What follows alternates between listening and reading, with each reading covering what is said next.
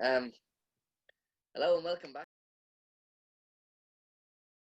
to a session. And we're back in time for the newly restarting Premier League season. With joined by Finch and Dan. We're missing Leo and Scott today. What's up? Shalom, can we run through everything that we've missed out on in the last 2.5 years? All right. So in the last 2 years, France have won the World Cup. Real Madrid have won the Champions League against Liverpool. Liverpool then won the Champions League. We've had Brazil win the Copa America. We've had Liverpool finally win the Premier League. We've had City win actually both titles. We missed both of them. And we've missed Has it been that Bayern long? Munich. Jesus. It's been a long old gap. I think we might have missed 2018, like the culmination of that season as We well. did. We stopped in about February, so we missed the title run in. So yeah, City becoming Centurions. We missed Leeds returning to the Premier League. We've missed a lot, but we we're haven't back now missed for this. Leeds returning to the Premier League. They're We're returning only this just week. We're gonna coming back. get into that. Anyway, so the format for today will be a preview of next season with a look at every club in alphabetical order for your convenience. And we'll be looking at their prospects, their signings, and what they can expect in the next 9 or 10 months. So I suppose without any further ado, we'll start with Arsenal. Dan and Finch, any thoughts on Arsenal's window and their prospects for next season? I mean, I think everyone's pretty high on Arsenal right now. I'm not so sure I am, but I don't know. I'm hearing a lot of people seem to think they're going to be not only top four, but potentially like the third team even. And I don't know. I mean, last year, they finished 12th? No, sorry, 8th. That was the lowest since 12th in 94-95. And have they gotten much better? I have to say I like Arteta myself. See, I'm not sold on him. I get it. Like, I think Arsenal fans are quite excited about him, and he seems to be galvanizing the team. But at the same time, like Matteo Guendouzi, what's going to happen with him? Apparently, Bellerin might be going to PSG, which would make the most sense of any transfer I've ever seen in my life. Let's bring a sexy man to a sexy city. Let's get sexy with it. That's all I'm going to say. Okay.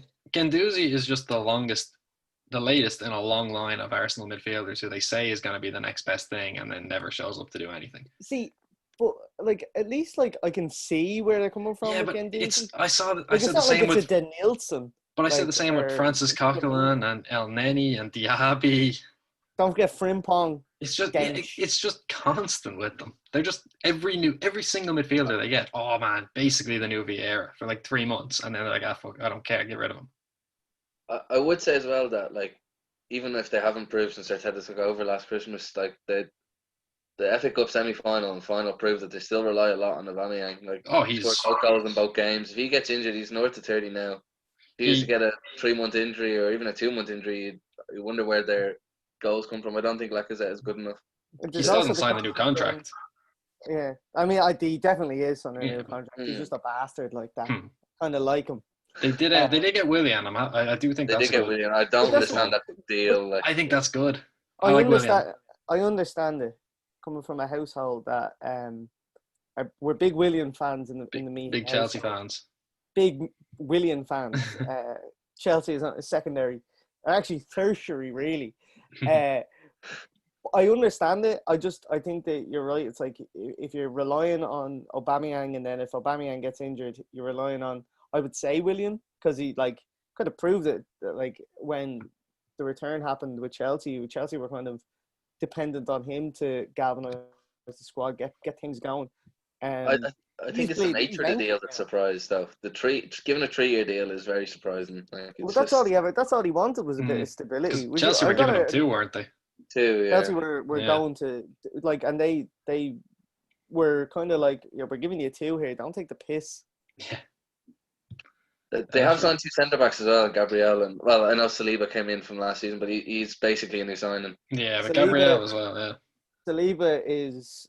I have 2 Arsenal players in my fantasy team, which I think we'll go into probably at the end. But if we're going to mention each team's, I'll expand on it. But I have Saliba in mind. I think he's a very good. I think he's a proper good player.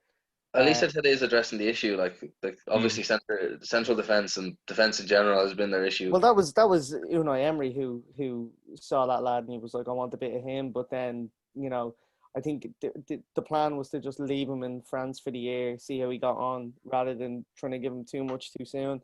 But I think what's going to be like a new signing, and who he was kind of like a new signing towards the end of the season, and it's Scotland's best left back. It's Kieran Tierney.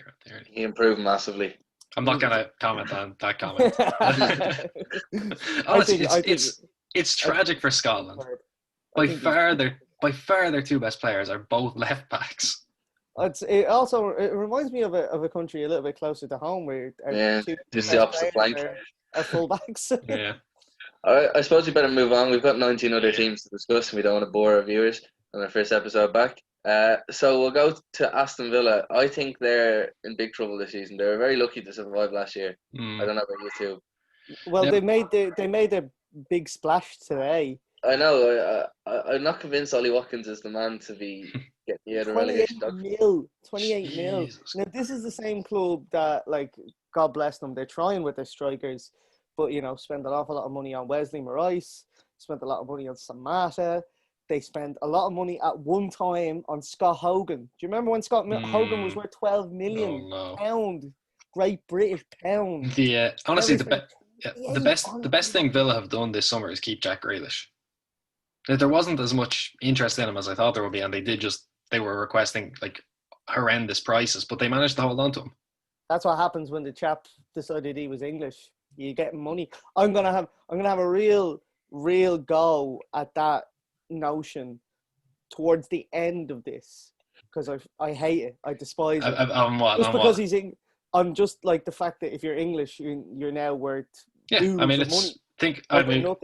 I want to get into it with a certain Irish fullback too later. Yeah, exactly. But Grealish is like, I get it because he's an actual good player. He basically kept them above water last year. I don't 100%. think there's any doubt in that. He's still not worth what they were valuing him. No, absolutely not. But what I'm saying is that at least there's some rationale behind what you would want for Grealish, especially in a market like that. If he keeps them up this season, then he is worth it to them. Yeah, definitely. Oh, absolutely. I think that's kind of the key point there, is that well, if we lose him, we need the money that the Premier League is going to give us, because if we don't have that, then we're goosed. Also, Shamob, 16 million for Matty Cash. Is he good? He's very good. Until about 2 months before the end, or until the lockdown, really, I would have said he would have walked into the PFA team of the season. But he's only been right back since Sabri Lamouchi came in at Forest. So he's barely played a season there. He's only played at championship level. He's too young. I suppose 16 million isn't that much, but when you're comparing it to Matt Doherty, who's gone for the same amount of money, it's hard to mention him yet. We can come back to him. We'll circle back later. Anyway, we'll but yeah, I don't know if he's worth the 16 million. It's a lot of money. And I just don't think Villa, like, obviously last year they were lucky with that goal against Sheffield United being ruled out. Ultimately ended up with them staying up. I know there's obviously decisions. Can we talk about Oren Neeland for a second? What a sexy man! Like, for the bad goalkeeper, but absolutely very bad goalkeeper. Gorgeous. He is gorgeous. He's still there. He is still there. He's gorgeous. He's gorgeous. Yeah. I'd rather have Neeland in goal, dropping the ball in and not getting caught for it, than have a fascist like Pepe Reina. That's no, you're wrong. You're right on that. I think moving swiftly on. another team that could be facing a bit of a tough task this season is Brighton. Adam Lallana's Brighton. I like that segue. Adam Lallana's Brighton. It's what we do. I think Brighton are a team that no one has really paused to think about in the run up to the season. They're just there. I think for us, the only reason why we would talk about Brighton at length is because they have a very decent Irish contingent there. You don't like, obviously Aaron Connolly is probably going to play an awful lot of football this year. Jason Malumbi's going to come back, whether he's going to play or not is another thing. But you're looking and you're like, okay, they brought in Lallana and Aaron Moyes out the door. They need someone to replace Dale Stephens, who has never been a Premier League, has never been a footballer. It was like, is that Mind Dale that. Stevens coming from you? Dale Stevens coming to get me, bro. But like, I think that he should stay there. Shane Duffy's out the door now. Warren O'Hara's on loan at MK Dons. That's about it. I think they did do a bit of good business though. They did get Joel Veltman off Ajax. Yeah, that's For not even a milli. 900k. That's good. Like, he's a good player. I mean, like, they're replacing Martin Montoya. Like, looking at the players that they've lost Moy, who like wasn't brilliant for Brighton, but he was decent. He's a good player though, yeah. lost Murray as well, who like Exactly. Yeah, Who Murray they always was- called on. They always called on. been by far their most prolific player since they came to the Premier League, and And he's gone. the thing, like, Lallana, I have to assume, is maybe their highest paid player right now. Definitely. He's a big risk Absolutely. considering last season he played less than 4 games worth of Premier League minutes. I think that's true, but him at Brighton, I think If just he's makes, fit, I think he'll be great for them. yeah, But exactly. I don't know how fit I can he think it's be. a risk This has worth always taking. been a problem. Hmm. I think it's certainly a risk worth Yeah. taking. All right. Moving on to another club that we don't really think too much about, Burnley. I We love can't think Burnley. about Come them. on. We can't think about them. They've done one thing this summer, and that's lose another sexy bastard in Jeff Hendrick. But And they they didn't even do it kept this Sean summer. Dyche. It looked like Sean Dyche might be gone for a while. He's still there. though. I see, but that's the thing. I wouldn't be surprised. Surely they're going to do some business. Yeah, this is They're like the actually- 3rd or 4th year in a row they haven't bought anyone.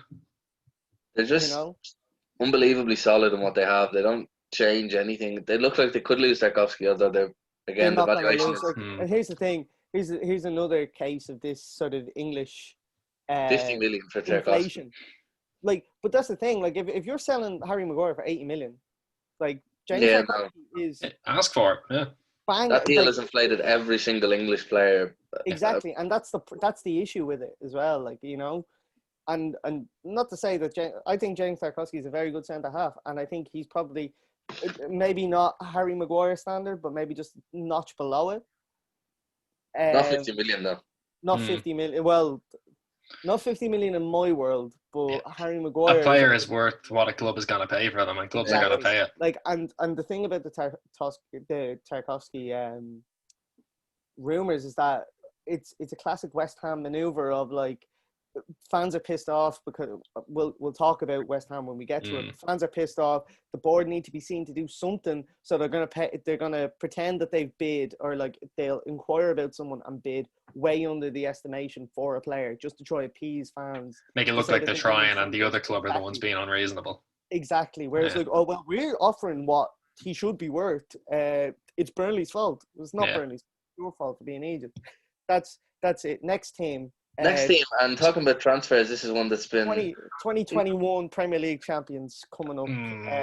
I'm not convinced by that. They won't. Chel- be. It won't No, be. Chelsea have what they've said around 200 million. I don't trust some of the reports of the values that they paid for players. I But I would say around also, 200 million. I also don't trust one of the signings. No, And funnily enough, it's the one which I feel they paid over the odds for. And surprise, surprise, his passport is British, 50 million Chilwell. pounds for Ben Chilwell. which is just it's frightening money. There's like you go through here like where is it? Right, so we got Ziyech came in for £36 million with potential to rise. Timo Werner came in for around about 40, 42, 43 million, 45 million. I don't know. Either way, that's good business. It's a good deal. You've got Kai Havertz, 71 million. It's too much, but he might be worth it. Could be. Yeah. You know, exactly. If you're going to pay it for like you- Sancho or someone, you'll pay it for Havertz too, I'd say. Yeah. Thiago Silva blocked then Ski on a free. And then Malang Sarr as well on a free for Nice. And then you've got Ben Chilwell for 45 million. Add-ons is going to go up to 50 because he's going to get international caps. They've done a bit of business, in fairness. Yeah. they don't look like they're finished either. I think they're trying to sign Mendy. The Got links to goalkeeper. Rice as well, which Again, another case uh-huh. of you can't spend that money on Declan Rice. You can't No. and also Chelsea are going to need to sell players as well.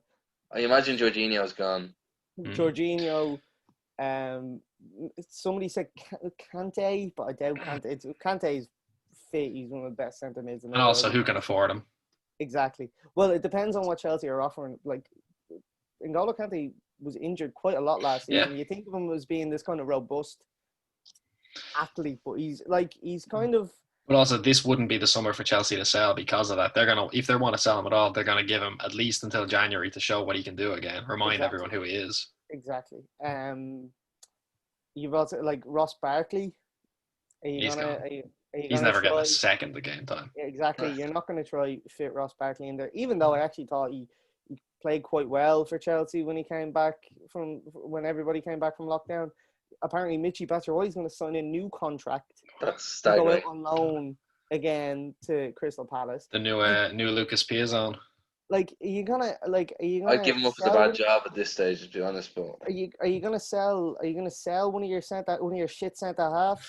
Like, They get still- Andreas Christensen down to the Leinster Senior League where he bleeding belongs. They still need to improve their defense. I don't like Thiago Silva, great player, but how much is he going to play? Malang Sarr, What, good player. 36 Don't know enough about 36 him. years of age. I still think they need more defenders. I think Better you need defenders. one centre half, and you need to get rid of two.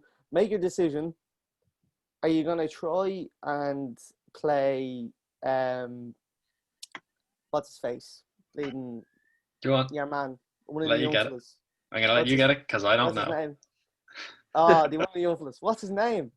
Tamori? Oh, the other lad. What? Tamori? Tomori. Tomori Fakeo. There you go. But he's gone to Everton, is he not? What? That's like, see, this is the thing. Like, why are you sending them out on loan when, like, he's already at a level that Kurt Zuma's at? Yeah. Already at a level far beyond the level that Andreas Christensen's at. Cause He's their best centre half right now. Like, Exactly. Oh, like Rudiger, maybe maybe, I don't Rudiger know, when yeah. like, you know, it's hard to get. You're definitely right. They need more. They need more. like they're spending so much on attack when like, their forwards actually, were good hang on. last season. Completely forgot about this, right? Ethan Ampadu. He's gone too, though, isn't he? He's Sheffield gone to United. Sheffield United on loan. Like, the chap has started almost every match for Wales. If he's international quality for Ryan Giggs, He can be your third centre back. he could Like, be your third centre. And then yeah. when he proves his worth at a Premier League level, which he will do at Sheffield United, I'm almost convinced he will. Sheffield have Obviously, good defender. depending Like they make good defensive. They make players look good in defence. And here's another point, but we'll get to Sheffield United anyway. Chelsea have done great business, but should do a bit more. Which is mad to I say think because it's I going to think put a they're lot of already going pressure on towards. Lampard, though. Yeah. Like, Fuck, you think like they've got he they got wants that Liverpool pressure. United away though in the first 6 games. If they were to finish with 9 points from those first 6 games, that's I a think- lot of pressure on him. Listen, I think it's entirely dependent on, like, if Abramovich is going to give him a long leash, which I think with the money he's spending, I think you'd want to, because Lampard, this is going to be a first season where he's got a bit of money. Like, this again is Lampard's third season in senior management. Like, he's not been doing this a long time. No, but I would say And that he's been the ace in the pack as well, that everybody's saying. I know it's overblown, and I know the whole like Frank Lampard thing is like he's highly overrated in certain circles, and I think he's a bit underrated in other circles. It's very hard to get a true grasp on how good a manager Lampard really is. will be this know, season that we find out. Exactly, because you've got, like, last season he gets nominated for the manager of the year or whatever. Like, I think fine. He didn't win it, which is right. But yeah, the Absolutely, nomination, because whatever. he never deserved to win it in a million years. If you're going to have 4 nominees, then I think he's the 4th nominee, fair enough. maybe, you know? But then at the same time, you're like, he can't win. He can't win. No. In There's no certain point circles. nominating It's very difficult. This is going to be the one where he's like, he has to show his worth, because he's been, like, apparently they've got to certain junctures in their negotiations. He's called up Havertz, he's called up whoever, and he's been like, here, we're starting a revolution. And they've bought it, apparently, you know, which I don't know what he's doing, but we'll see. Crystal Palace now. Hang on. Before we move on, I have a piece of Chelsea trivia for you. Oh, we got trivia. So, I like this. I mentioned Lucas Piazon, still on loan from Chelsea, has been since 2013. How many How many of the clubs that he's been on loan to in a row without ever playing for Chelsea can you name? I got them Reading. up here. There's There's one.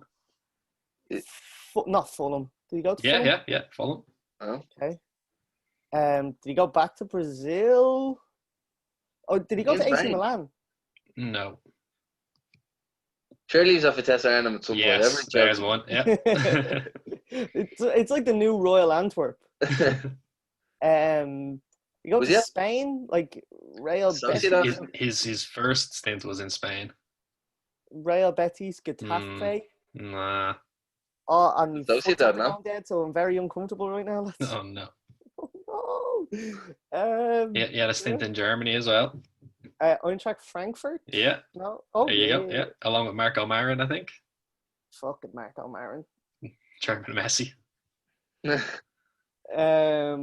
Who else have we got to go? In Spain, it was Malaga. Malaga. And then his most recent two are Chievo and Rio Ave. I don't know how to pronounce it. Is it Rio Ave? I think Rio Ave. There we go. He just signed up for his second year there this summer. Oh, very good. I hope Lucas Piazon is doing well. What's it? It's a bit of a journeyman. Hey. Speaking of journeyman, don't ever do Roy that again. Hodgson is Crystal Palace manager. He's been to a lot of clubs, and they're our next club up for discussion.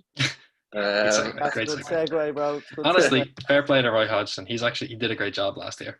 And he Palace will do another are one this extremely year. stable. But Yeah. do you think they'll hold on to Zaha at this stage? I Yeah. feel like Yeah. Zaha's going to be there to the end of his career. I think they'll hang on to Zaha because he's out to see this young fella, Eberechi Eze, and he's going to be like this lad, one wing and the other wing. That does sound pretty promising to me. El Jordan Ayew is going to get 15 this season. The biggest travesty of last season is that Jordan Ayew, not only did he not win goal of the year, didn't even get nominated for it. That was stupid. Yeah, it's a By scandal. far the best goal of the year. That goal was filth. It was absolute filth. But yeah, I think- honestly, keeping Zaha again, much like keeping Grealish, that's their biggest piece of business. Yeah, I think so. I think they'll be they also absolutely brought in fine. Nathan Ferguson as well from West Brom. Very good player. They're a really good unit. I don't think there's not much to say about Crystal Palace. I I think got we it here. Like, since getting promoted in 2013, they've finished between 10th and 15th every single season, and I think it's just And I going to think keep it going will. like that. Yeah, they might push the top 10, but I think they'll still end up just about in the bottom half. Yeah, The team that's kind of in that realm that should never be in that realm is Everton. Like they they've just finished signed 12th. three, and they've just signed three players. All of whom could be a midfield three in the space of 2 days. Yeah, it's Alan Rodriguez and Doucouré are their new midfield three. But it seems a bit strange considering they already do have Andre Gomez and they do have Sigurdsson. But these three guys are all better. That's just the thing. The fact that they lack width massively, like the fact that their options on the wing are Richarlison playing out of position or Iwobi. I don't know why they signed him. That Iwobi signing is still mental. It's the worst signing of all 30 time. million. Like, 35, I think. Did nobody tell him that he's not actually English? Like he plays for Nigeria. Did nobody tell him that? He was sold around that time. Everyone was posting those pictures of Iwobi in the great new Nigeria jersey, and everyone was loving it. They thought, right, here's a marketing thing. Exactly. But that midfield three is it's very good. It's a very good midfield. Plus you've got Ancelotti, who is just like he's just got that gravity towards him. Like I mean, that's why they got players like James Rodriguez. He was not going there for David Moyes or for Roberto. Can't even remember his name. The Belgian coach. Roberto Martinez. There we go. I was going to say Mancini. I nearly said Mancini. I think Everton have to push top 7 with those signings. Yeah, absolutely. They have to be. They're supposed to be the 7th best team in the league. Them and they haven't been that for so long now. Not for ages. Move on from Everton to Fulham, who are back in the league after one season back in the Championship, turning into a modern day West Brom a little bit with the yo-yoing. They haven't signed a lot, and they're still raw from the last time they spent hundreds of millions. Being cautious. You've got players like Frank Zambo Anguissa coming back. I think Jean-Michel Seri, I don't know whether he's left or not. If he's gone again, but he'll come back in. Like you've got Zambo Anguissa, who should act like a new signing. like They it's made very one hard good to say. signing. I really like Anthony Knockaert. I like I Anthony think he's going to do Robinson. well. Anthony Robinson was linked with Mm. AC Milan, like, so he has a bit of pedigree about him. Mario Lemina on loan is a bit of a That's very Well, underwhelming. Mario Yeah. thought he was getting a big move, didn't he? And then you pissed off your manager, and now you're at Fulham. Like that's what happened But there. sure, they're clearly. It looks like they're doing things differently the last time, but maybe this time it'll actually work out for them. Yeah, they've also got Mike Skinner as their manager. I mean, Scott Parker as their He manager. does look very assured as a manager for one season, like one full season. He looks quite knows what he's doing. Like, And he, like, you could tell from that playoff final, and they're kind of their playoff campaign as a whole. It went from kind of he was like it's a rookie manager going through Yeah. a playoff campaign. Is he going to do it? Like we saw what happened with Lampard a couple of years back in the same Exactly, situation. but that's what happened. Like you come up against an assured outfit Mm. in the final, like an Aston. So Lampard coming up against an Aston Villa Yeah. versus Parker coming up against the Brentford. Like it's. I'm still so disappointed with Brentford. yeah, they bottled that massively. Should have been. Massively. They shouldn't have even been in the playoff. Like, No. and we'll get to that when I complain about how much I hate West Brom in a while. And speaking of West Brom, the team that pipped them to the top of the championship, Leeds, are next up in a discussion. Are they going to be all right? Do you think?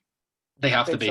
They are so afraid of going back They've down. signed Spain's number 9. Yeah. Like, He's not that prolific, though. To be fair, but here's the thing. He is in Leeds- recent years. Like he's. Listen, and also here's the key point about Leeds strikers. All right, would you rather have a not so prolific Rodrigo up top, who has scored quite a few goals actually over the last number of years, and has prevented he's actually finished chances, or would you want Patrick Bamford up front? Who no, it's an obvious choice.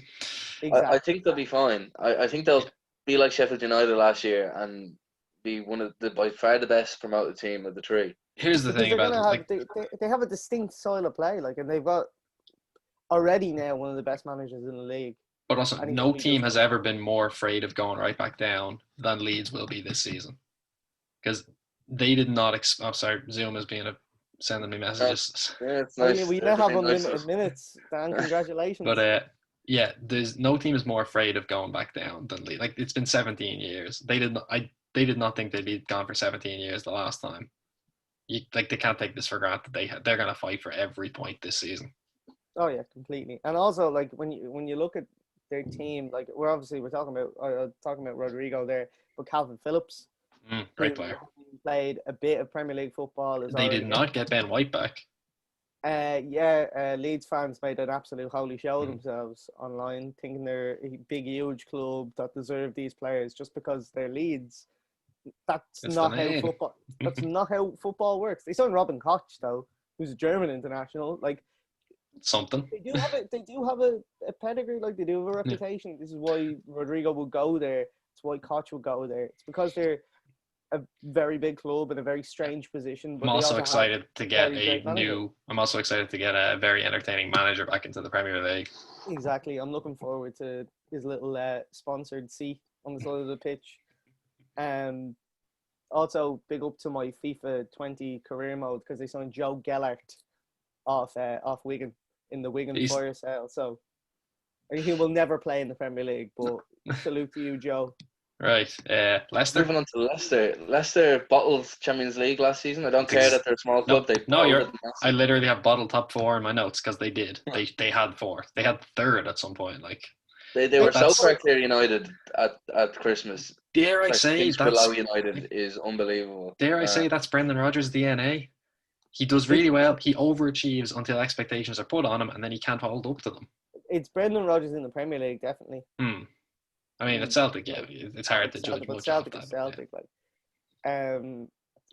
they bottled it big time bottled it, and like when they returned, like was that return from lockdown when like things just went absolutely like it was beforehand as well, but when they returned from lockdown, things went absolutely haywire. They thought like I will sort this, and then they never did. No, they were so patchy in it. Slight sort of gradient, but then they just went right back down. Also, at the time, teams were playing under a weird assumption that 5th might get Champions League. Yeah, the City news did change everything. Well, You It was can't, pretty. but you can't be under like you can't be under the assumption that fifth is Yeah. going to get you Champions League. Don't no, leave it like leave nothing to chance in those situations and just go be top four, go and do your thing, and then you'd be Mm. grand. But Yeah, so they they didn't do lost that. it. They lost Chilwell. Who do they have left? Do they have like a backup left back that's known? Well, they brought in Timothy Castagna Yeah, he's at of the right. Atlanta Yeah. for half the price of, or nearly half the price of Chilwell. Mm. Like, I think that's a good bit of business, but it's very difficult to kind of ascertain whether Castagna is going to be very good in Brendan Rodgers' system. Like, Because they've already got like who in I think is one of Gasperini's. the. Like I think Ricardo Pereira is one of the best right backs in the league. I think So he absolutely he's is one of the excellent. best right backs. I they have think a good team, but I think they lack depth. Like Vardy's what 32 now. about He that, gets yeah. injured. Who does he? I know Iheanacho's come in and done all right, but I just don't Mm. see them. Like they need to sign more players. Jose I- Perez is good. I can see them dropping to maybe 7th, 8th this season. Definitely. I I think they'll think finish below the likes of I Wolves. don't think that they'll be reaching the heights. Now, we could be wrong. Yeah. Nobody was saying that they were going to be top three No, there's for a the chance. majority of the season at the start of last season. It all depends on whether like Rodgers has been in this situation before with Liverpool where Mm. they bottled something, where his team bottled something, and then he had to How try do you come back galvanize a from group it? of players. He knows And they what he slumped. can't do. You know, like he surely he knows what he can't do now going Mm. forward. He'll have to realize that he has to do something different. Obviously, It's a big now. season for him. Yeah, like losing a big player. I mean, Luis Suarez is not Ben Chilwell. We all know that, lads. But like, how do you go forward then with that team? Yeah. Very difficult. Well, like speaking of Brendan Rodgers and clubs that he's bottled, Mm. huge honours with Liverpool, who Dan have done Ah, nothing, yeah. but haven't done much. I'm not. I haven't paid any attention to Liverpool this summer for the simple fact that I don't care right now. I'm still living high off the league title. Liverpool won a league. Yeah. everybody. First time in my lifetime. It was very But- big. But It was like very big. people are talking, we haven't like the conversations that are happening about Liverpool not signing players right now also happened last summer when the biggest signing was Harvey Elliott. But like this, who did they brought in Kostas Tsimikas? He's a decent backup left back. I think it's a different. I think it's a different conversation that people are having now because like you've won your league. Hmm. Now you go and build on it, and now you make sure that you have like obviously the rumor that everybody knows about is the Thiago. Thiago, yeah. Like, I don't understand how anybody wouldn't pay that. If I had that money, He's if I had that one of the money, best I'd just midfielders have in the him to world. keep in the gaff. Hang around, yeah. Oh, like what? He's And he'd it- just be taking eggs down on his chest, playing them to me. It does very What much seem like it's a footballer. case of if Wijnaldum leaves, Thiago comes, and I think Liverpool are just waiting for Barcelona to make the right offer for Wijnaldum. What's the right offer for Gini Wijnaldum? 1 year, yeah, I don't know. I saw like 15 million. I think. Yeah. That's been no fee reported. I think you take that 15 million. You go, nice one, Ginny. Thanks for. There's talks of selling Ryan Brewster. Clubs want Harry Wilson. Don't really know why. He can take a free kick, I guess. I'd say he'd be a very good championship level player. I'd say He's not. championship. His biggest problem is that he's treated like a youth player when he's nearly 24. Yeah, well, that's what happens when like Mm. you have those players and you haven't sold them. Like Ryan Yeah. Brewster is still very young. Yeah, it's like Harvey I'd be very Elliott's surprised if Liverpool 17. sold Ryan Brewster. The talk is selling with a buyback clause. Buyback clause. I'd still be surprised though. United They- did that with the buy, and there's never ever going to be a chance for United to sign up. Oh, I didn't know they had a buyback clause on him. Yeah. Jesus. They still have it. I Was would it- be It's all worried though dependent about as well. Liverpool Like not you signing think you anyone. have these windows for those players though as well. Like, Mm. like we'll talk about another club who have signed a player that had a buyback clause at a different Premier League club that definitely should have been used but wasn't. They lost their opportunity Mm. and they didn't want to spend that money. But yeah, for Like- Liverpool though, like Minamino is also only really kind of starting to play now. He seems like decent front three backup, but they do need I more thought he for was. the I front three. thought last season he was very poor. He was. He absolutely was. But also, From what I saw, I thought like obviously it was different from when he was at Salzburg Yeah. compared to Liverpool. It's a different system. I thought like he should be much better. Yeah. He should be. It was a very weird time to join a new football club. That's true. I know it's preseason. Preseason doesn't mean anything, but he has probably been Liverpool's best player in preseason. He's looked really good, which all he needs to be is back up for Firmino, really. And maybe something interesting I've seen is that they're playing a 4-2-3-1 with him at the 10, which is a lot like what Klopp did in Dortmund, but something he's never done at Liverpool. I would be worried about any signings, though. Because you look at Spurs last season, and their absolute capitulation from the heights that they reached in 2017 and 2016. That's from 2 years of not signing anyone, and then everything becoming stagnant. I would worry if I was a Liverpool fan. If Amazon Prime series, Shane. I have not looked at it, and I don't intend to look at it. But it's pretty good. You should watch it. I think that like Alex Ferguson was always known for trying to freshen up his team as much as possible, just to avoid complacency. Liverpool are going to be in a completely different position than they've ever been before as champions now. Like, saw City in 2012-13 fell off so much based on their first league title. Everyone obviously wants to beat them anyway, but it goes up a notch. I do think they need Thiago would bring so much energy into midfield. Thiago would be a massive signing to bring in. And then they probably still need another centre half. I think there's only 3 senior centre halves at the club right now. They're all good, but Matip and Joe Gomez are also constantly injured. Exactly. Moving on to the lightly. You don't want to put in like Van den Berg or they're not, Hoover, or Billy Comateo. I can't even remember his surname now. He big lad that was talked about for about 3 minutes before he committed an error in the first 5 minutes of the game to give away a goal there the other day, and now I think people are already forgetting about him. Very good, very good. Bring back Connor Masterson. That's what I said. Bring back Connor Cody. Oh yeah, Jesus. Moving on to Liverpool. He'd be worth about 50 million in this. Surely not, but well, you wouldn't be surprised. Anyway, moving on to their lightly title contenders in Manchester City. How do we rate City's business this summer? Bringing in Ferran Torres and Nathan Ake and losing Leroy Sané and David Silva as well. Yeah. I don't know anything about Ferran Torres. Anyone does? Not really. I would hate to pretend to know more than I do. Yeah. I wouldn't do that to our loyal viewers. What I don't get is they still seem to very much be in for Koulibaly, despite definitely. It looks like that's they currently have 6 defenders that they paid over £40 million each for, and they're looking at like a £70 million 30-year-old now. Yeah, well, that's the thing. When you, it's the English thing again. When you spend that much money on John Stones and a manager comes in and realizes that he's muck sauce, these kind of things are going to happen. I think Ake is a great side. Oh yeah, I think Nathan Ake is a good player. What you're going to do is you're finally going to get a good defender, a great defender, maybe in a system whereby they're going to have the majority of the ball for most of the time. That's when he comes into his own. You know, it's like you look at like Van Dijk showing it at Celtic or whatever, goes to a European level, gets put under pressure massively, gets a move to Southampton. It's very difficult to gauge at Southampton how good he is. Then that's how we got Dejan Lovren. Superstar. You know, like that's the thing. It's hard to gauge what, like, if you're really good at Southampton, you're not quite sure. He goes up to Liverpool. He's an absolute superstar. I don't think it's going to be the same with Ake. I think he'll be 1 or 2 steps below it. He's not their best centre half. Emerick Laporte still is. Exactly, and that's the thing. It's a good second best centre half to have. Exactly. You've got 2 very good centre halves, and then 2 Otamendi's and John Stoneses. Yeah. We're in uncharted territory as well. This is the first time Guardiola's ever gone into a 5th season with a club.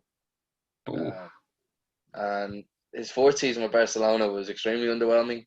Lost the league by a distance, and then I don't think any of his seasons really stood out at Bayern Munich. They all kind of ended in semi-final failure in the Champions League and winning the Bundesliga.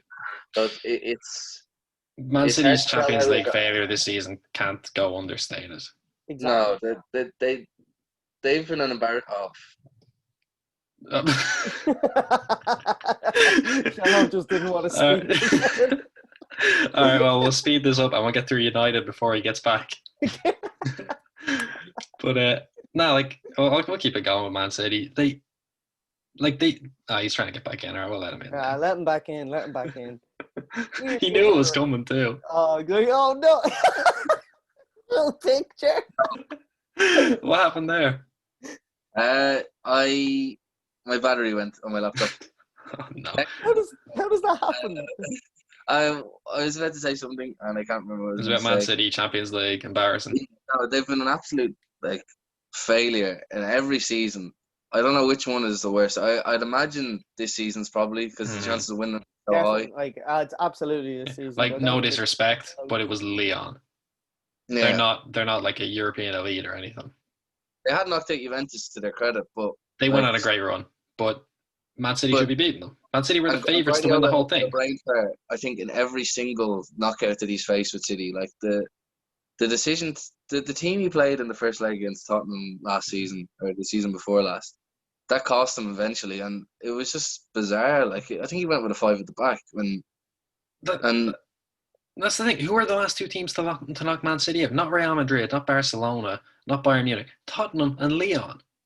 the only team that was good that knocked him out was Liverpool. Not good. Like, obviously, Monaco had a great season, but to concede 6 goals and get knocked out on away goal from Monaco is just unforgivable. Man City are supposed to be the favourite. I think Man City are always like they're like, oh well, we got beat by a team on a great run of form. It's like you're Man City. You're supposed to be on a great run of form all the poxy time. And like they're kind of alone in this now because PSG always got the same criticism. They made a final. They made it to the final this year. Like, and you could say the same thing. They came up against a team that are like not expected to be there. They play a very good style of football. And are on a great run of form the whole time. And they put them away. But they managed to do it at the very end. Like now, there were mitigating circumstances. If Josip Ilicic played for Atlanta, I think Atlanta beat PSG. But that's possibly, story for another day. But like at least they got there. Exactly, that's exactly the point. At least they went and they got to a final. You lose to a Bayern Munich team that are just streets ahead. They're going to win at least 3 Champions Leagues in the next 7 or 8 years. Like that. Well, they should do. They should do now. And City have helped them because they lost Leroy Sané to. That's scary. Thinking of Bayern Munich with Sané in there as well is scary. Sané on the left with Alphonso Davies behind him. Think about that. Just think about the counter attack. Don't even get into. We're getting sidetracked. Right. Counter attacking and a team that relies on counter attacking for about 90% of its tactics is Manchester United. Or it did anyway at the start of last season. How would you rate United's business and their prospects? I know they haven't exactly been that busy so far. Donny van de Beek's a good player. I think he's a very good signing. Really good signing. Yeah, like the midfield of himself, Pogba and Bruno is pretty scary. I don't think. Yeah, but it's not exactly. I don't think it's not airtight, but having all those options. I don't think that midfield ever gets played. I think any good team will run them over. No, but I think against the likes of Brighton or any like smaller team at home, West Brom at home, I don't see why you don't try and play the 3 of them just dominate the ball. But you're never playing them in a big away game or even a big home. Even at Everton at home, I would always want to Matic. Well, someone better than Matic. But I mean, I just this is the thing. Like even in Everton at home, it's like all right, let's have nobody even near the zone of James Rodriguez. Like, yeah, it's very much a good option though for last 30 minutes of it 1-1 that you can't break a team down. Throw all 3 of them out there. I would say that 100%. I think the most important thing I think is the rotation because you saw Pogba and Fernandes were out on their feet almost at the end of the season because they have to play every minute basically of every game, and Van de Beek offers a very very good quality alternative to them. Although that's the thing as well. Like, it doesn't address what you'd need for those big games. You don't want to be playing Matic in those big games. You don't want to be playing Fred. Fred cost 50 million. Actually, I don't think he was that bad then coming towards the end of the season. What you're talking about now, though, is what I feel every single team talks about need, which is a good, solid, all-playing defensive midfielder. And they are so much rarer than you'd think. Let's go and reappropriate Jay Lings, guys. Am I right? Let's turn him into a defensive midfielder. Talking about Jesse Lingard. Yeah, that would be a very Alex Ferguson move. Yeah, it would actually, yeah. If you think the boss man is still the Don, Ole, do the thing. Come on, let's see it. I would be worried about United's front 3 as well. Not that they're not I think that's the best part of United's team, but the options behind them Yeah. are so worrying. Like you have Dan James, who's a championship level player, really. Odion Igalo. Yeah, you have Juan Mata, who's coming to the end of his career very, very quickly, and you have Jesse Lingard. After that, who do you have that will come in if one of those three gets injured? And that's why I think they do have to go for Sancho. I think it's going to happen based off You're this. gonna have to pay 100 They're mil. going to have to pay. Dortmund You are have doing to pay exactly what what they they did want. with Dembele. Yeah, they're doing exactly exactly what they did. I said that to you. I said that to you before. It's them playing games, and it's gonna piss off a lot of Dortmund players and fans. Like Aubameyang was dead right about sort of Mitchell's or just being like he wants his money. Yeah, he's dead right. He wants his money. Particularly with how they got screwed over at Bayern Munich for so many years. Exactly. Yeah, Get your money, son. Get your money. I do think United's resolve will break down. They'll eventually stump up for him. Absolutely. If they paid 80 mil for Harry Maguire, they'll pay 100 mil for Jadon Sancho. Absolutely. Well, he should do. You think he's 20. If he stays at the club for the best years of his career, it's a great investment. But yeah, absolutely. But it is a big risk, obviously. You look at Dembele, and he's been an absolute failure at Barcelona. I don't think so. I think Sancho's a step above. Also, Sancho would immediately be the best forward for United, whereas Dembele was still only the third or fourth best for Barca. Yeah, no, that's fair. He'll be, the team will be built around him rather than Dembele. Honestly, you've also got the case of Sancho isn't moving to a new place. Yeah. No, yeah. He's not even moving to a new, he's not even moving to a new city. He's moving back to Manchester. I hate to say that, use the word excited when talking about United, but I'm excited to see how Mason Greenwood does this season because I hate him, but I hate him because he's so good. Yeah, he's scary. He's frightening how good he is for 18. Like, if he continues to improve like he did after lockdown, I'd expect 25 goals almost out of him this season. Like, and I've never been that frightened of an 18. Like, maybe like Mbappe in that Champions League. Against City, that I've seen him and just like, oh, hang on, what's he gonna do here? Yeah, like. And just when a ball falls into the box, it's a goal. Like the power he generates on both feet is scary. It's ludicrous. I mean, he hits the ball like Harry Kane does, but he's what? He's 18. Like he's 18 years old, and he hasn't got a lisp as well, which is a bonus. I mean, he does have a bit of a problem right now, though. He does. He's a naughty boy. He's a cheeky chappy. Where do you see United finishing the season? I'd say. I think it might be the same as this season. It's going to be. I think they're third. If they get Sancho, I think they'll be closer to Liverpool and City, but they'll still be in third either way. I think Chelsea might get ahead of them. I think Chelsea are definitely ahead of them. I mean, you're looking at Chelsea have the same team, and they've added. The only thing I'd say they is lost Willian and. Yeah, but like a raking new signings isn't any guarantee of success, and United are proof of that. Like they had a season with Van Gaal, his first season, where they signed Falcao, Di Maria, Herrera, Shaw, Blind, Rojo. Everyone was excited thinking, United, here we go. They were so poor. And then you think of Mourinho. You mentioned Ander Herrera in there.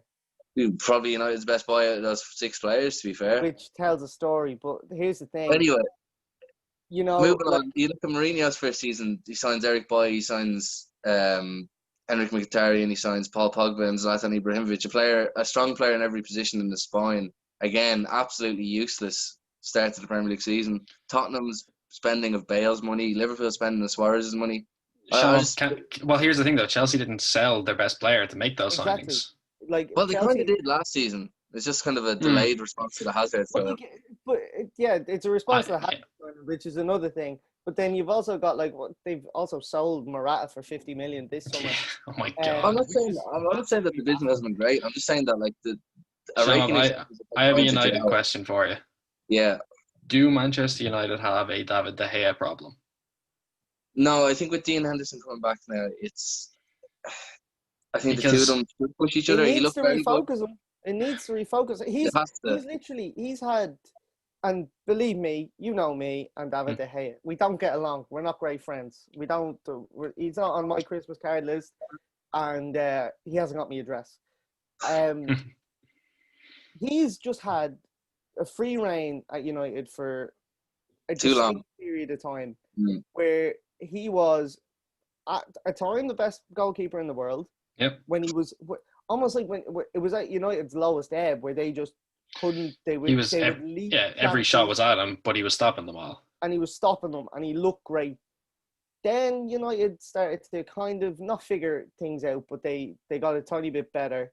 They weren't as bad as they were, but he just seemed to get an awful lot worse, and he knew he could get worse. It's almost a subconscious thing. He knew he could I get think worse. it started with the World Cup. Oh yeah, absolutely. Exactly. But Like, one who's sign going to of come in? encouragement Sergio is- Romero? Like, come on, ask me how.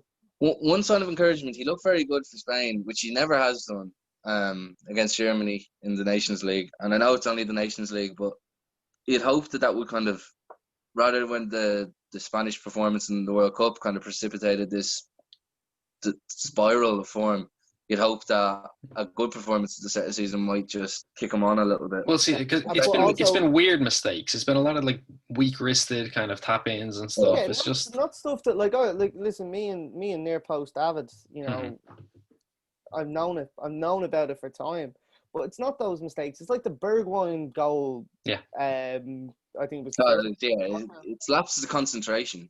Exactly, and you can't do it if you're a top level goalkeeper. You can't do that, but also you certainly won't be able to do it when you've got an able replacement on the bench waiting for you to make those mistakes, waiting for you to lose concentration.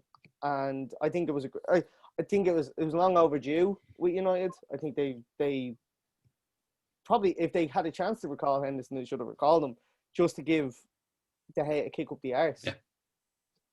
Absolutely. They don't have that problem anymore, baby. Moving on, I suppose. Newcastle signing the Bournemouth spine, really. Well, not really. Ryan Fraser and Callum Wilson are good bits of business. Jamal Lewis is a good bit of business. I have a bone to pick with Darren Bent.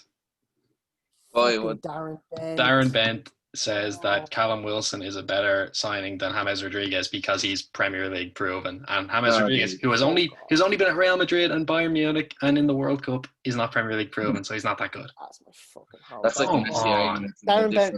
I'm here, right? Let me say this: Darren Bent got signed for 18 million once. Actually, I think he might have two transfer fees that were very big. Why? Oh my because God. he's born in England. Shut up, Darren. Anyway, in saying that, Callum Wilson, love him, great player. He's a great signing. I think Callum Wilson's a good bit of business. I can't stand Ryan Fraser. I think he's a rotten attitude not coming back to play for Bournemouth after the lockdown. He's an animal. I think, and I understand it. I understand. You don't want to jeopardize your future move to Arsenal, which you seem so hell bent on. Even though Arsenal were never interested in you, Ryan, they would never wanted you. Maybe in saying that. Great signer for Newcastle. Really good player. No, very. If he wants to play, he's a good player. Last year, not good. The year before, really good. This is the thing. If he wants to play, great, brilliant, fair play to him. But I think he'll play for Bruce. Anyway, the biggest news for Newcastle is that they're still owned by Mike Ashley. No, Jeff's hair has made his way to the northeast. You've got two lads with brilliant hair in Andy Carroll and Jeff Hendrick on the same pitch. There you go. That's all we need to know. They haven't been taken over by a tyrannical regime. Good for football, bad for Newcastle fans. Bad for Newcastle fans. They've not been taken over by a tyrannical regime or a nation, really. But they still are owned by the Sports Direct empire, which is also a tyrannical regime. Although he has invested a bit of money in recent years, he looked 40 million for Joe Linton, which is a staggering amount of money. Remember earlier you mentioned how West Ham will bid, but they won't bid quite high enough. Joe Linton seems like that. Like they weren't expecting anyone. Why did they buy Joe Linton for 40 million quid? But here's the thing. Joe Linton for 40 million, but then how much did they spend on Alan Saint-Maximin? Nowhere near 40 million, I'd say. But he's on Saint-Maximin. What a player! We'll see. I don't know yet. To me, he Saint-Maximin. Yeah, I don't know yet. You don't know. He reminds me seen. Look, I'm gonna compare him to someone you're gonna get upset for me also saying I don't know. He reminds me a lot of like Aidan McGeady. Okay, right. If he reminds you of McGeady, then we're looking at. You see this? I knew you'd say that.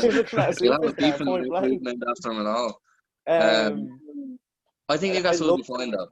Like absolutely fine. He's great. Also, Saint-Maximin, I love watching him. Great fun. I don't know. I think Newcastle again under Steve Bruce, what a fucking season He's the last most season. underrated manager in that league. What a Like, season last season. And I'm delighted for him. Because he didn't deserve it. Okay, this is another, like, it's kind of that whole, like, of course, when you lose Rafa Benitez and Steve Bruce comes in, you're not going to be best pleased. But he's proved that he's just a top drawer manager, like, point blank. You know, he found the right system for the right kind of players, and he's done his thing. And I think he's added to it quite well.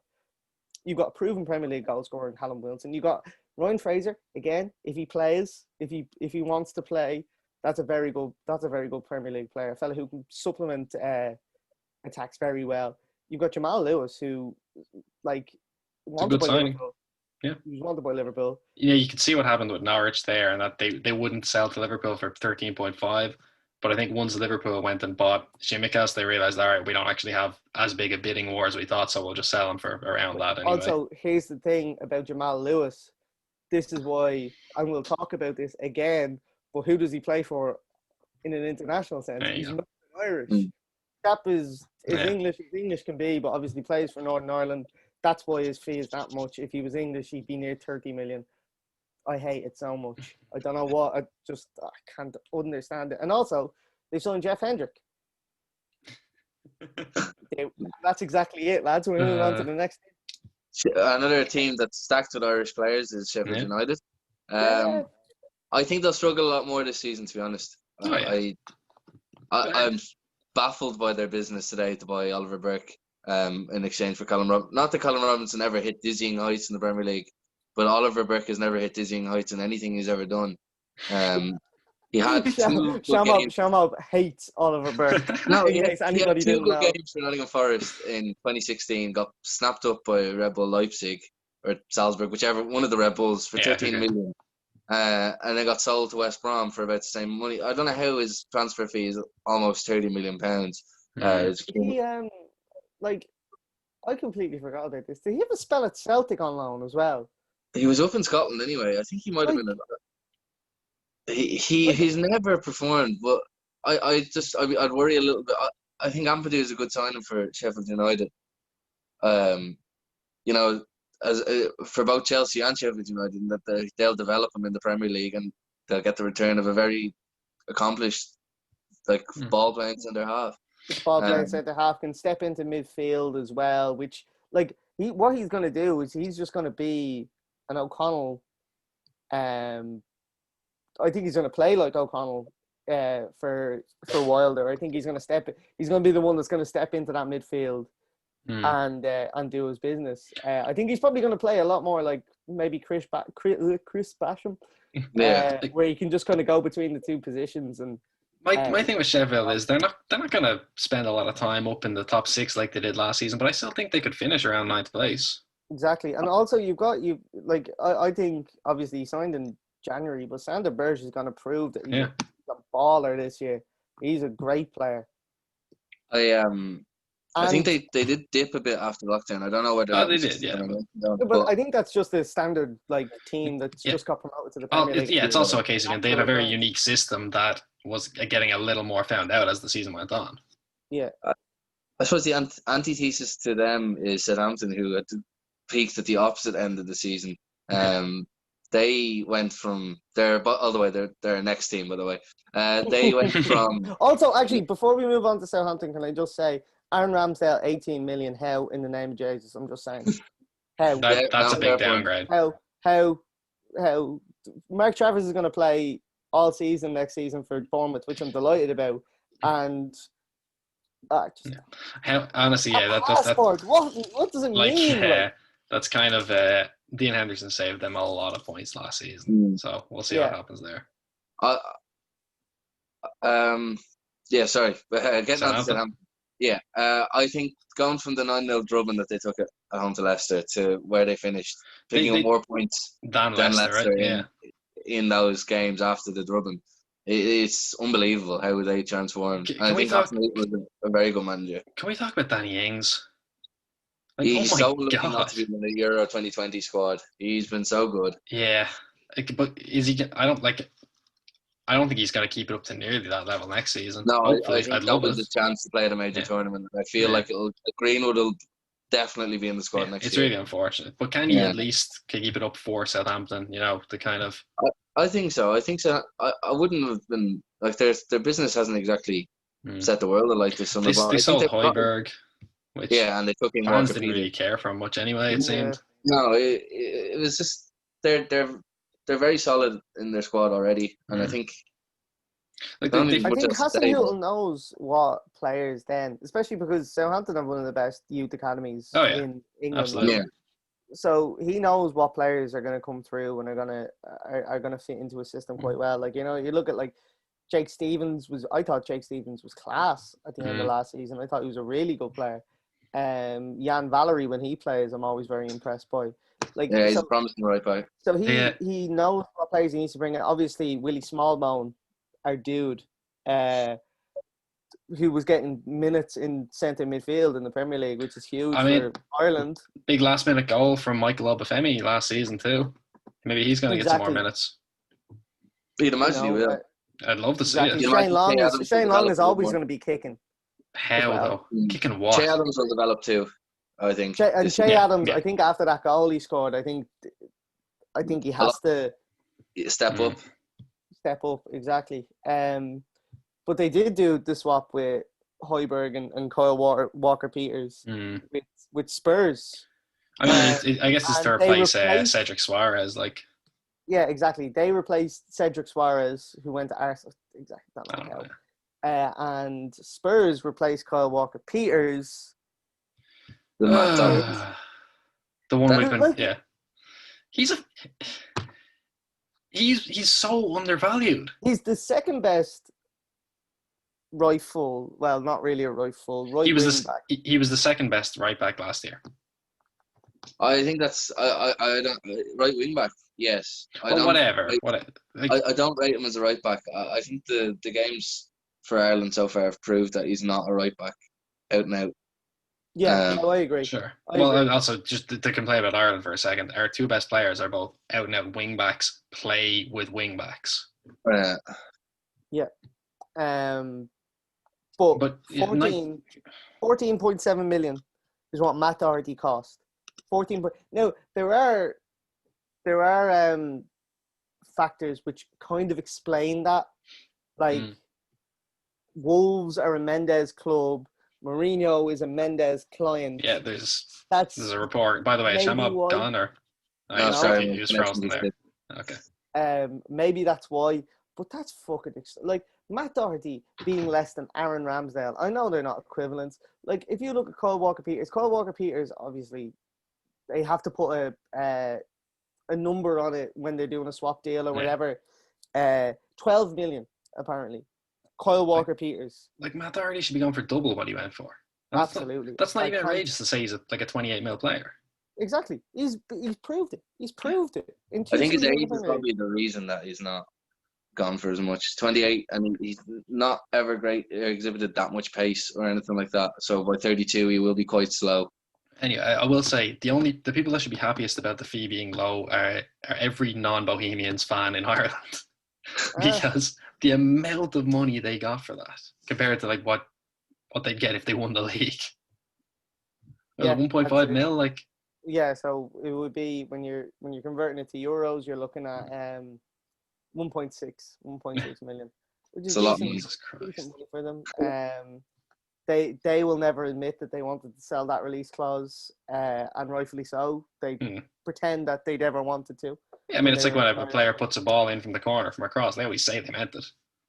Exactly. You're never going to admit to it. On Spurs, like they sound Joe Hart to be very confusing.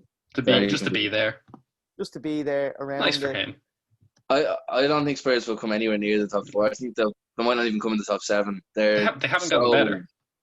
Yeah. Exactly. No, I think Mourinho's so past the sell by date. It's not even funny. Also, anymore. It's not it can't be understated. Jan Vertonghen left.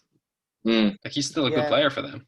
I think that I think by the end it was quite clear that I don't know, because I've been watching this documentary. So I know that they weren't really too keen on paying Vertonghen and Alderweireld. Alderweireld's better. 3 years younger, 3 years younger. So that makes sense. And they have Davinson Sanchez obviously as well. Exactly. And like he quite likes Tanganga and Foyt as well as backups. I think Spurs are as good as Harry Kane can make them, and he's already doing about as much as is humanly possible. Yeah, exactly. If nothing happens this season, Harry Kane will have to look at leaving. I think if not him, definitely Heung-min Son has to look at leaving. Yeah, absolutely. He has. Yeah, I think he'd be more likely to leave too, just because he's not English. Exactly, and Spurs will want a load of money. Oh, they'll want record fees. Yeah, exactly, for Kane because he's English. That's one thing, but also because he's proven goals. Yeah, he's proven he's one of the best. He's the best out and out striker in the league. Well, Aguero, sorry, but like he's the second best. Exactly. Can we talk about Joe Hart and his awful tattoo as well? I don't think I've seen it. Fucking tattoo. Just if you look up Joe. Yeah, Hart I'm gonna look it up now on my phone. Look up Joe Hart tattoo. It's bad. It is bad. Also, Troy Parrott's gone on loan to Millwall. Yeah, I think it's a good move. I think it's a very good move. What is his arm? Like he just painted his whole arm. He painted his whole arm. It looks disgusting. What's the point? It looks disgusting. Yeah, Troy. Hopefully he gets goals at Millwall. I think it's a good move. Game time. Honestly, any youth player getting away from Mourinho for a while is a good move. Hopefully Mourinho will be gone by the time he comes back. And it's proven, like, if you look at Millwall last season with Jason Malumbi, you can see that there was at least it was a good club for his development because they were raving about. Like, if you apply yourself like Malumbi did, and you play well, obviously it's a key point to play well. But then if you do that, you're laughing. Moving through to a club, it wouldn't be too dissimilar from Millwall, I suppose, in West Brom. And not in terms of their likability, no one likes them. I have two notes on West Brom here. The first one is they let Ali Al-Absi walk, and he's the only one I liked anyway. And the second one is, why can't you be Brentford? That is what everyone thinks about West Brom. Finch, defend them. Defend West Brom. The only club that are sponsored by a utilities company in the Premier League, Ideal Boilers. That's one. They have a mascot that is a giant boiler. That's two. Dara O'Shea, now Callum Robinson. There we go. I'm not in the business of liking clubs because they have Irish players, but I'm in the business of liking clubs where there are players that I actually know personally playing for them.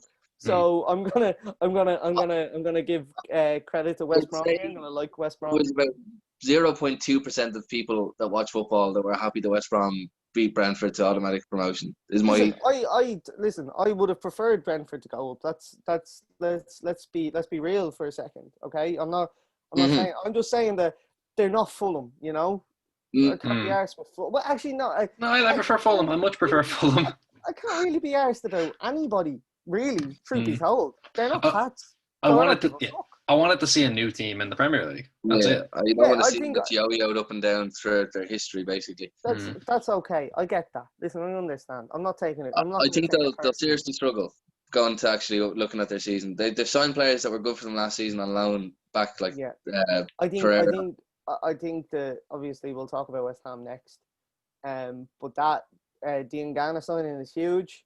Massive. I think they've done really good business with the Callum Robinson and Oliver Burke. They've pulled the wool over Sheffield United's eyes there. Because I think that Robinson is better than Burke. Oh, yeah. He's more proven anyway. He's done more than the Premier League.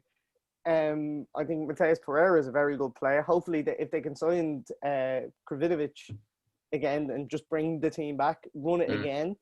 I know they signed Kipre from Wigan in the great Wigan fire sale. I think they need another centre half. I just don't think Ghazi's any good. Dara O'Shea, as much as I love him, he's very young. You don't want to be throwing a young fella into the Premier League at 21 with half a season of first team football under his belt, even though it was at a very high level at the business end of the championship. This is going to be a West Brom team in the Premier League without Chris Brunt, lads. Can't even imagine it. No Chris. It's like having no Graham Dorrans, no James Morrison. Like, It's the end of an era. It's the end of an era. Claudio Jakob, What the only player? West Brom player I even remember. Um, Anyway, speaking of Yusuf Diangana. Malumbu. Oh yeah, Just wanted to mention. Yusuf Malumbu, the one who picked the ball up and booted at another player. Could be. Paul Pogba was famously once called the dancing Yusuf Malumbu. I think that was one of the greatest descriptions of Paul Pogba. Who said that? Some lad on Twitter. Oh, God. I was thinking like Graham Souness or something. Jesus Christ. Wouldn't put it past him, to be fair. Diangana is a great bit of business. And on the other end, But it's terrible business for West Ham. and the players are publicly unhappy about it. That's a massive fallout, and I think there's serious problems at West Ham. They have obviously to sign nobody apart from Souček on a permanent. Then Bowen has been signed in January. Huh? Souček is very good. Yeah, very good signing, but I think they need more. Like, obviously they'd improved a good bit under Moyes at the end, but they're never ever going to be anything more than just solid. Yeah, They're going to fight relegation every year. I think they're going to be down there and they're going to be. I think they're in big trouble, and there's obviously open animosity towards the club within the playing staff, and I think it's a massive. I think it was only. And the thing is, I think it was only a matter of time before that happened, because like fans have been pissed off. We saw Mark Noble fighting with a fan on the pitch when they went 3-0 down to Burnley before. Exactly. I think they're in big trouble. Big time. And then I suppose just to conclude, just so we wrap this up within an hour and a half, Wolves haven't signed many players. They're people. Lost Matt Doherty. Signed João Marcel, I don't know how you pronounce the name, from Leon. They signed 3 more Portuguese players. Yeah, for a lot of money. A lot of money. I think they'll be, again, around 7th or 8th. Yeah, they're still a very good team. If Adama Traore can play the full season like he played a lot of last season, because he's getting better all the time. I never liked him initially. I thought he was very much just no end product. He can run fast. You think he's like Alan Saint-Maximin, do you? No, I think Alan Saint-Maximin is better than what I thought Traore was until this season. But even this season, I think he showed up in the big games basically he showed up against Man City. And obviously against City. I still love the way he blatantly fouled Benjamin Mendy, but nobody cares because it was just fun. When he just shoved him in the back and took the ball and scored. It was immense. It was absolutely immense, though.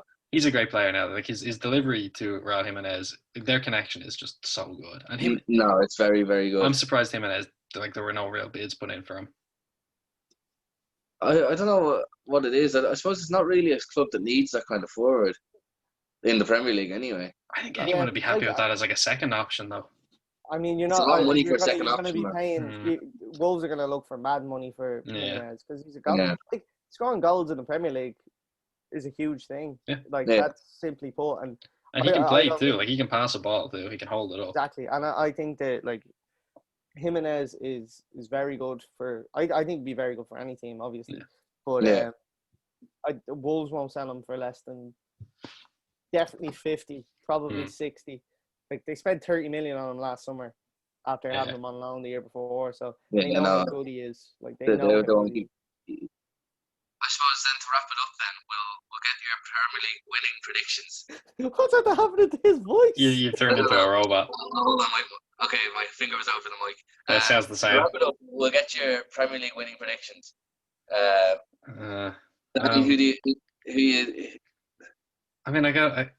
It's not usually. I'd always say Liverpool because I'm a Liverpool fan, but I think it's fair to say Liverpool considering they're the reigning champs. It's it's harder to defend the title. I think it is, but I'm going to go with them. Yeah. Finch? I'm going to say if there's a caveat here, if Liverpool sign Thiago, I'm going Liverpool, but if they don't, I'm going Man City. I think City as well are going to rebound. I'd expect a manager of Pep Guardiola's stature to do something different. But I wouldn't be surprised to see Liverpool win it. And if Chelsea's signings all do click, you never know, but I really don't think they will. Are we still thinking it's very much... I think they're third. Yeah, are you thinking still like a 2-horse race, or will Chelsea be close this season? I think Chelsea... I think third place will be definitely closer. I think it will be Chelsea. I think they'll be closer. I still think they'll be 15 points off. Like, nobody's winning it by 20 points this year. I'm yeah, thinking. no, Jesus Christ, not happening. Not happening in the slightest. Who's getting relegated, lads? Who's getting relegated? I think it will be Fulham again. I think Aston Villa are gone, and I think, well, not gone, but I think they will go. And I think West Ham could be a dark horse to go down. I don't think they're a dark horse. I think they're definitely going down. Yeah. Well, I honestly don't. Yeah, I'm going West Ham, West Brom, Villa. I'm going to Claret and Blues as well. I'm going West Ham and I'm going Villa. And I am between Fulham and West Brom. I think I'm going to go with Fulham. All right, well, check back in 10 months, or if another pandemic comes, 4 years. And I We're suppose on that graduated note, now. will we leave it there? So yeah, but also, what are we doing with this show? We'll be back next week with a recap of this week's results, and I look forward to next week. And obviously, I look at how clubs are still going in the elongated transfer market. We might bring back the case studies. Yeah, we'll see. We're all busy sitting at home doing nothing most of the time. Exactly. I won't be doing case studies. Okay. I'm an international superstar. With balls.ie. You get in the plug I coming up actually this have a week, job, Finch. lads. You get in the plug coming up in the next couple of days. I got a song coming out 11th of September. Never forget. Come on, that's unethical. Don't be doing that here. We'll review Finch's new work on the next show, and we might kickstart the quiz again if there's a market for it.